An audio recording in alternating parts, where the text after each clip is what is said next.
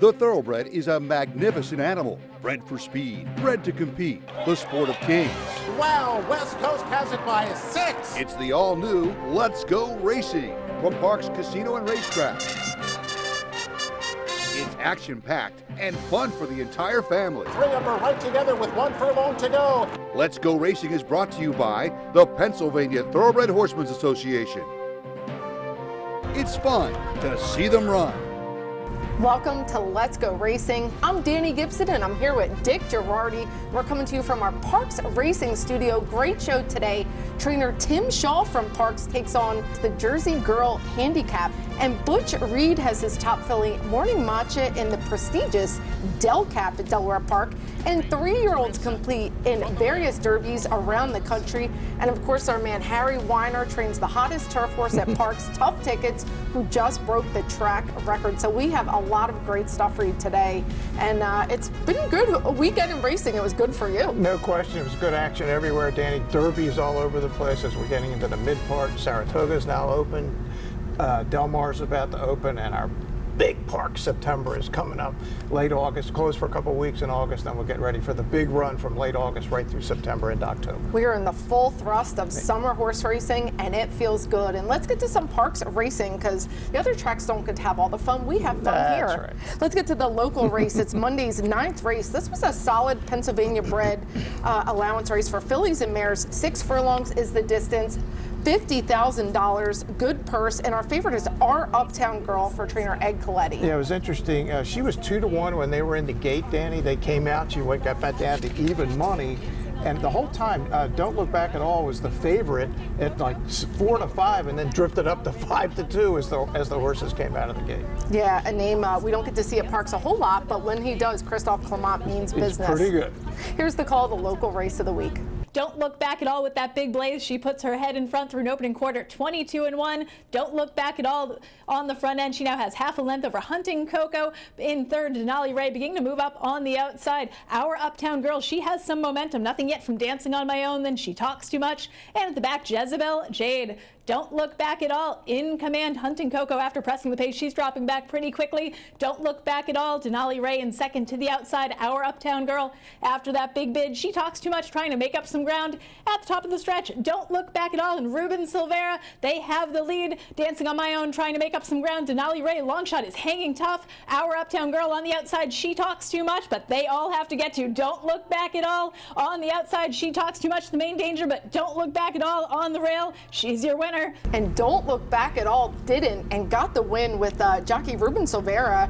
Christophe Clement doesn't send a lot of PA breds down here, but when he does, he certainly means business. Yeah, now this race was all but over at the beginning. A couple of the better horses didn't make the break, and this horse was basically gone. It's interesting, everybody screams about, oh, my odds went down, my odds went down. Well, that time, if you bet that horse, your odds went up from 4-5 to 5-2, so you got a gift with Silvera and Christophe Clement. Pretty good local race. Let's go to Monmouth Park. It's the Jersey Girl Handicap. It's $85,000 for Jersey bred fillies and mares, 1 mile on the turf, and some nice horses in here, but we're interested in the number 9 Precious Avery. We are 22-1. Tim Shaw, local trainer. Danny's not won a stakes race in his career, but he's only started 1 horse. It's not like he's had a lot of opportunities, but this is the best horse he's ever had, and she is dangerous. Well, and he has to go against Kelly Breen, who is the king of Monmouth Park with the classy one. Yeah, no doubt. Kelly's really good. Kelly had a recent operation. He's still recovering. Hopefully he's doing better, but everybody down here is rooting for Tim Shaw. Here's the call to Jersey Girl. It's going to be Precious Avery. Crossed the wire the first time. Roselba's back there now at the rail in second, followed by Mia's Crusade, who's going to stalk from third.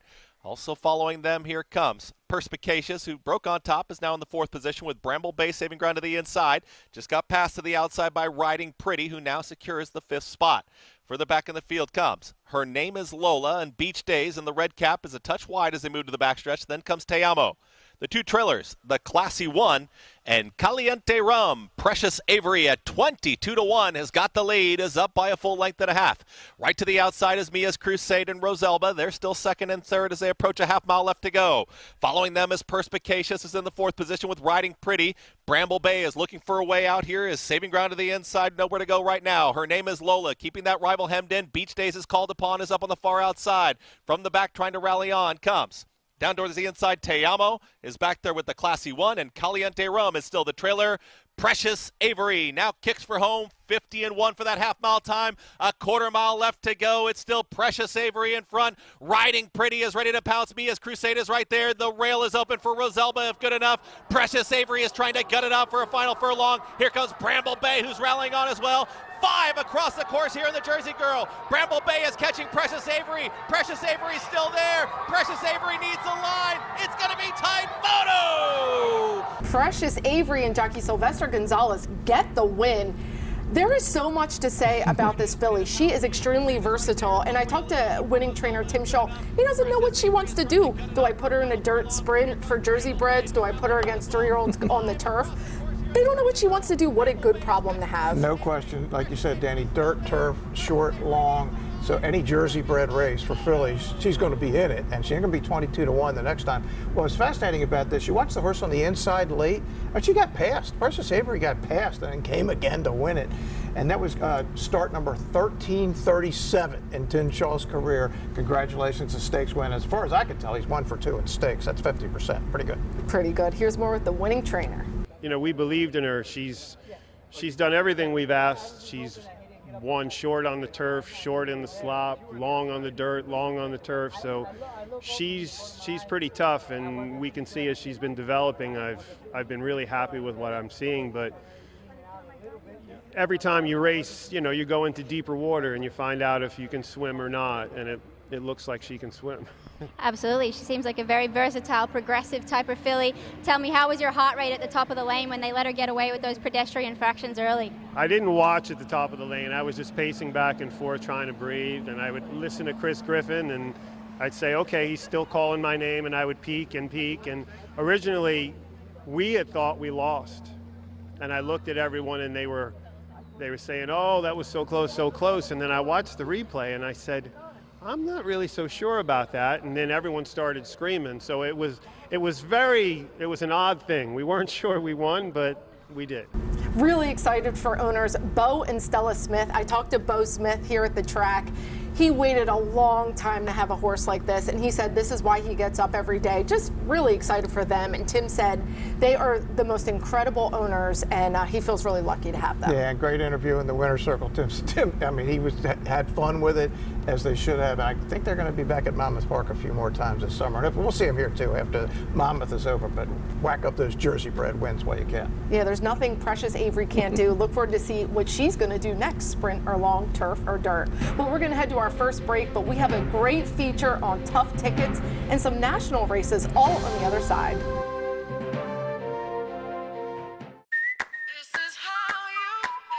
This is Parks. This is how you roll, this is how it goes. This is how you pop, this is how you rock. Take a chance, do a dance, little romance. This is how you. This is how you excite, this is how you all night. 360 hit me, now we're going all in. I can feel it calling, the crowd, the light, the night, the sights, the vibe is right. This is how you. This is Parks, Pennsylvania's #1 casino experience. This is how you win. Chapman Ford of Horsham is now the #1 volume Ford dealer in the Philadelphia region. There's plenty of reasons why, and it's not just because we have a great selection of new Fords. That helps, but it's mostly because of how much we all take pride in providing the best customer experience, the Chapman experience. Finding your new Ford can still be difficult. If we don't have it in stock, then we'll help you reserve one of our available inbound vehicles, or our order team can help you custom order the exact new Ford you want. We make it easy at Chapman Ford of Horsham, the #1 volume Ford dealer in the Philadelphia region. Welcome back to Let's Go Racing. Well, trainer Harry Weiner, I talked about his first tough tickets before leading up to the Stymie up in New York, which is on the dirt. Well, he switched him over to the turf, and sometimes that's all a horse needs is a different surface. Now he's become a star, as you said, Danny, at the top. Broke a course record here last time out, and he's thinking big things. Maybe thinking a little Saratoga. I got a chance to catch up with Harry to talk about tough tickets. Here with Harry Weiner, trainer of Tough Tickets. Harry, last time out, course record at a mile. How good is this horse? Well, I don't know right now. We're going to try him in Saratoga next time, and then we'll get a line on him from there. Explain how you ended up getting him. He was originally trained by Christophe Clement and then Todd Pletcher. How'd you end up with him? Well, my owner in Vegas, David Fundelich, he was looking for a horse, and he saw this one in New York run for 16, and he called up Mr. Pletcher and asked him if it was for sale, and he said yeah. and we got in touch with his agent, Steve Young, and we ended up acquiring him for $22,000. Pretty good bargain, yes? Yes, I wish I could get more like that. So when he got on the turf, I mean, he was good on the dirt, but he looks like a different horse on the turf. Did you expect that, or was that just, hey, let's see what happens? Well, I don't like changing things if it ain't broken. He was running good on the dirt, but the owner begged me to put him on the turf because his mother ran on the turf and she won some nice stake races on the turf, and it looked like his breeding was for the turf, where his feet are very flat and he takes a size 8 shoe. So. And the bloodlines, as you said, were there. We're talking about Kentucky Derby winner Nyquist out of a Tappet mare. So, I mean, it's all there. Were you when you got this horse, you had to think he was worth more than the money you paid, yes? Oh, yes, most definitely. Most definitely. And when you race at Saratoga, are we talking about a stakes race, an allowance? What are we talking about? Allowance, 2 over then. Allowance going a mile on the 16th on the turf. And when is that race, so we can all put a circle around it, if you know? July the 20th. Not that you remember the date or anything. Yeah, I enter on the 15th. Hopefully we get in, and he'll run on the 20th. Excellent. Harry, good luck with him. All right, thank you, sir. Really excited to see what this handsome son of Nyquist will do next. And of course, we'll be rooting for the Harry Weiner barn. For sure. Let's get to our national races with the prestigious Grade 2 Delaware Handicap.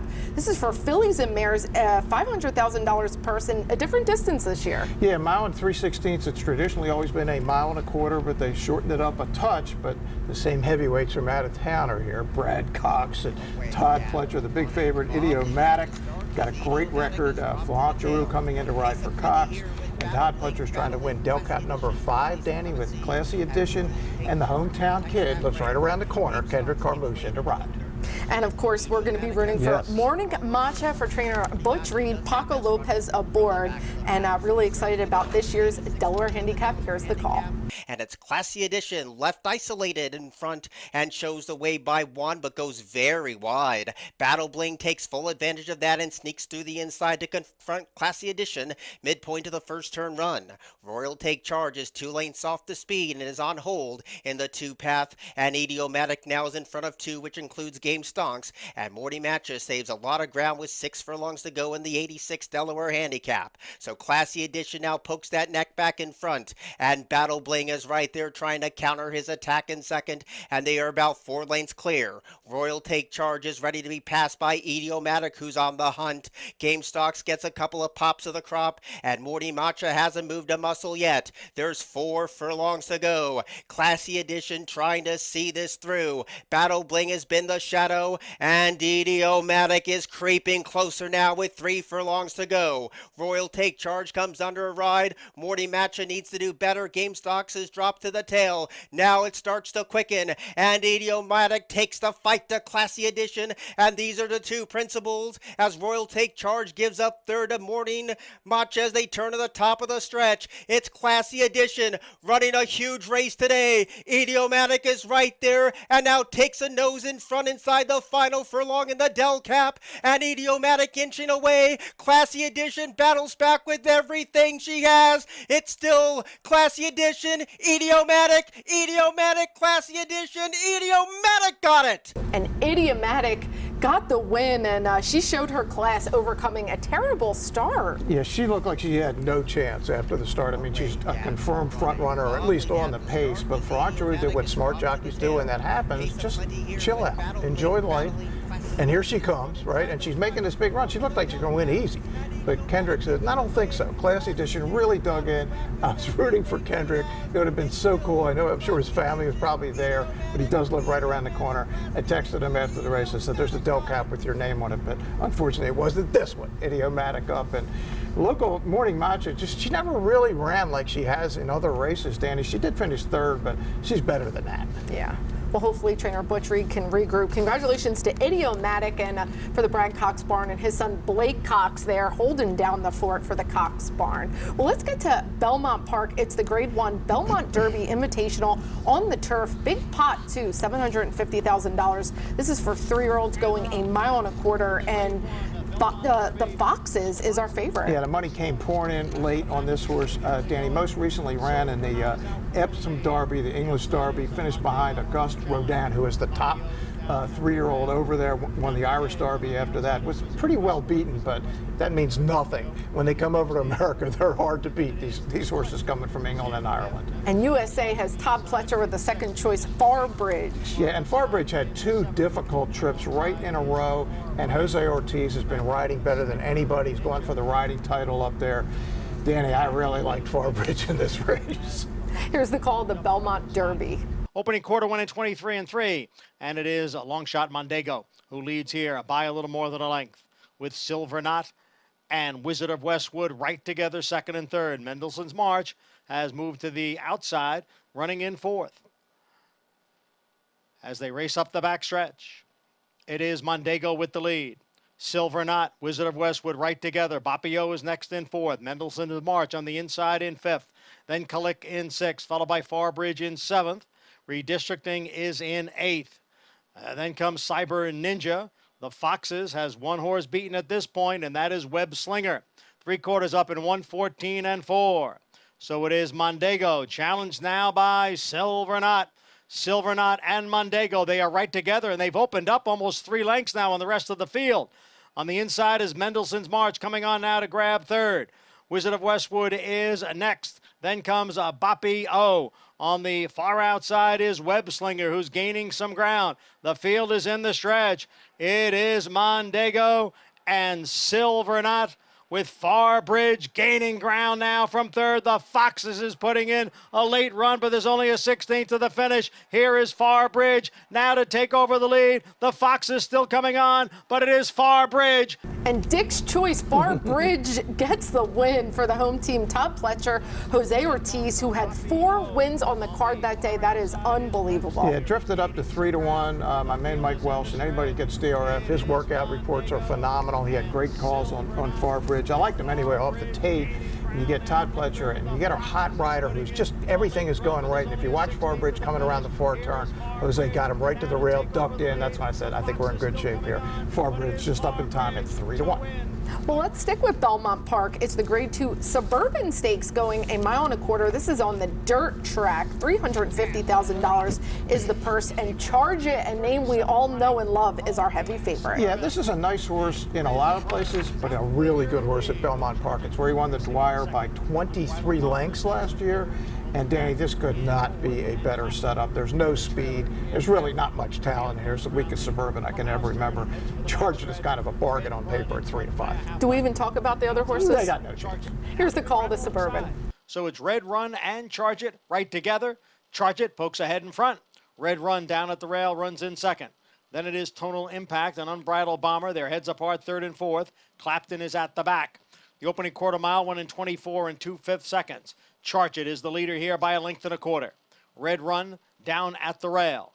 And then it is Tonal Impact, who's 2.5 lengths from the lead. Unbridled Bomber and Clapton. Opening half mile in 48 seconds. It is Charge It, who is several paths off the rail. In front, room on the inside there for Red Run.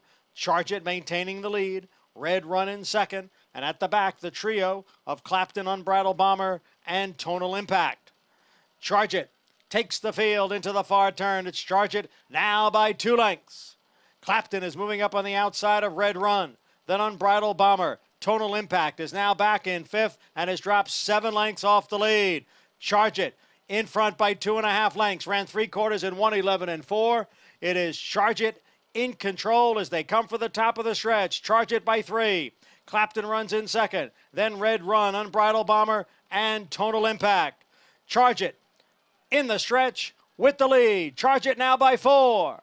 Charge It, big win. Johnny Velasquez aboard, and yeah, I mean, I hope you charged it. Yeah, I did. I caught that double coming across to the next race. Dan, it was a good day at Belmont Park. But yeah, I mean, look, it's when you have a horse like this with this kind of talent. Again, Mike Welsh had great comments on his workout report, and tactics are all there. And really, this is a horse that almost couldn't lose, and he did. And he got 106 buyer. I would think we'd see him in some of the major stakes up at Saratoga. Absolutely. Well, it's more Derby time. Let's get to the Indiana Derby. That's at Horseshoe, Indianapolis, Grade 3, $300,000 $1,000 going the mile and 16th. Now, this is a race for straight 3-year-olds, and Brad Cox does send out the 3 to 5 favorite, Verifying. Yeah, now Verifying was beaten 54 lengths in the Kentucky Derby. Don't worry about that. That means nothing. Remember that pace? It knocked all those horses out.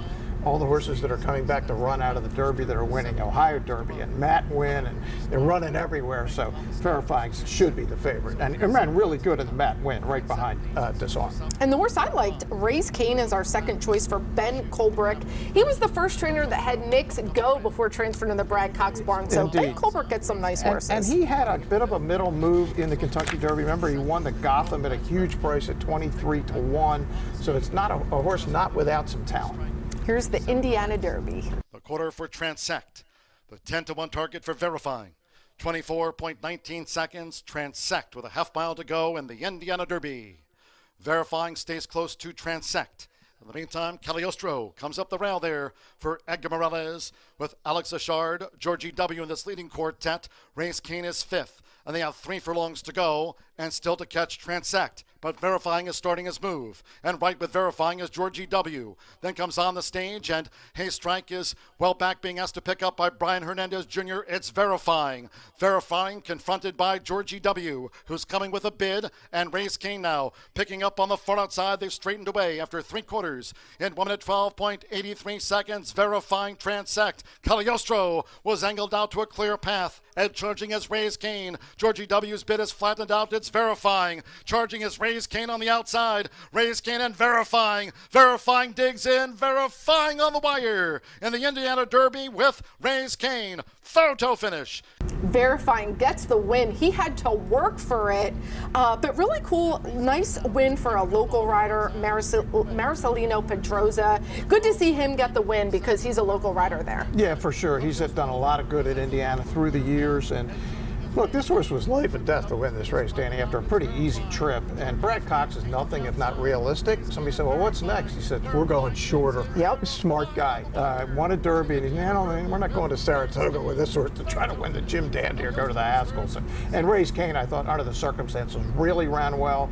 But this is the second tier group of the 3-year-olds. Agreed. The best group will be up at Saratoga. In fact, I wrote about the Belmont winner, Arcangelo, this week on Let'sGoRacingParks.com, and we really need to get you here, John Everett, for the PA Derby on September 23rd. That bonus money, win the Travers, it's 100 large for you and 100 large for Jenna Antonucci. Like that. There you go, a personal invitation. We're going to head to another break, but we have a jockey and trainer of the week coming up and race recap. Stick around.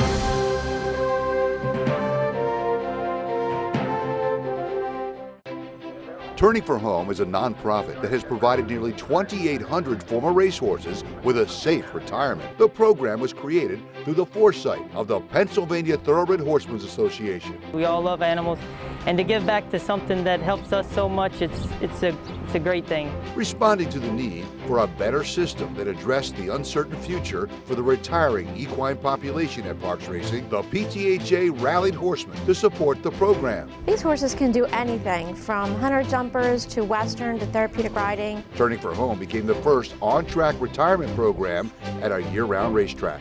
We want to make sure that our horses that have run so well for us over the years get the great opportunity to get a new vocation. Out of everything that we've done in Pennsylvania for racing, I think that's the thing we can be most proud of. If you would like to help these amazing animals find a great second career and forever home, please give us a call or contact us at turningforhome.org.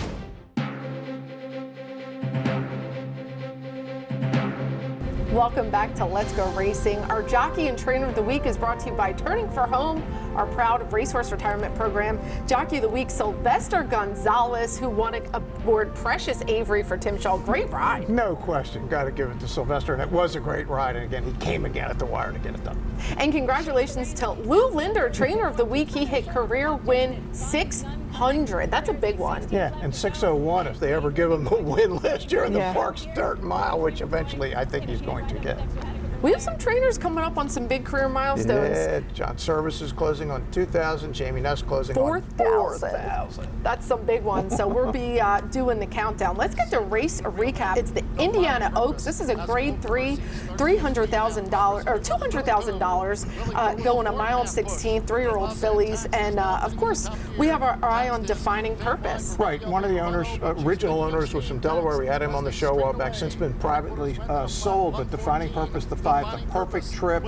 Kenny McPeak, our buddy, gets first run on the favorite Tax. The 2 Tax is coming late, but it's too late. Mark them up. Brian Hernandez and Kenny McPeak, Defining Purpose, the Indiana Oaks. Yeah, and along Guy doesn't own Defining Purpose anymore, but he has Defining Joy, the half sister to Defining Purpose. Perfect. So maybe they will strike oil again. I like it. That'd be pretty cool. Let's head out to California. It's the Los Alamitos Derby. This is for 3-year-olds going at mile and 1/8, $125,000. And it's Baffert against John Sheriffs here, really. It's really Baffert against himself, Danny. There was not much pace in the race. Reincarnate, easy lead. Baffert, they just renamed the race, call it the Bob Baffert Derby. 7 in a row for Bob Baffert in the Low South Derby. Reincarnate, going, gone. Another horse coming out of the Kentucky Derby, badly beaten. Again, got caught in that hot pace, just throw it out. Perfect trip, couldn't lose. I don't know about you, but Los Alamitos is one of those tracks you look on TV and you want to visit. It looks like just so much fun. Orange County, south of LA, not too far from Long Beach. I've been there. I'm going to get there one day. Well, it's time for Eye on Racing and a couple of stakes around Laurel, Delaware Park, Monmouth. But the big news is the Spa is running again, Saratoga, and they have a big Saturday. It is. They always do. Every Saturday is wild at the Spa. So, yeah, we'll have all those big races from there as we get into August. I got to get up there. I really do. You've not been? I have been, but I want to go again. Go back? Well, there you go. Well, Ginny Reed's up there. She'll take care of it. Oh, yeah. Plans for the summer. Danny going to get to Saratoga. We're going to head to our final break. When we come back, Dick and I are going to preview a race in News and Notes. This is Parks. This is how you roll. This is how it goes. This is how you pop. This is how you rock. Take a chance, do a dance, little romance. This is how you. This is how you excite. This is how you all night. 360 hit me. Now we're going all in. I can feel it calling. The crowd, the light, the night, the sights, the vibe is right. This is how you. This is Parks, Pennsylvania's #1 casino experience. This is how you win. All right, welcome back to Let's Go Racing. This is my favorite part of the show. When we go, Dick and I go up against each other previewing a race. We're going to take a look at Monday's 9th race. This is a solid allowance optional claiming race. $50,000 is the tag. Nobody's in for that price tag. $57,000 purse, and you pick first. This is like a stakes race, Danny. I mean, there are horses that have won stakes in here, including Farmo Power, who finished first in the Park Start Mile, got DQ'd, but that's now in litigation. I think he's eventually going to get the purse, but I always like Farmo Power. Lou Linder, Dexter Haddock, a neat horse. Outside post, think he'll be in the race the whole way. Give me Farmo Power. I am going to shake it up. I was going to go 2 Boss, but I'm changing it. I'm going with Sugar Ray 2, Tyler Service, Abner Dorno. I like that horse. He's a grinder, and I think he's going to keep coming on the outside of Farmo Power and get it done. Yeah, and Eloquist is in the race. He's won stakes here and he's won stakes elsewhere, so a really, really good race. It certainly is. Well, if you have nothing to do, come hang with us. Come bet with us. Lots of horse races this Saturday, and we are still racing here at Parks Monday, Tuesday, and Wednesday at 12:40 post time. Well, thanks for watching Dick and I on Let's Go Racing, and we'll see you next week. And they're off. Skippy Longstocking has early speed. We the people from in between horses. Taba has got the lead now. It's Taba in the center of the racetrack, but Taba is drawing away, and Taba with Mike Smith, they win the Bet Parks Pennsylvania Derbies.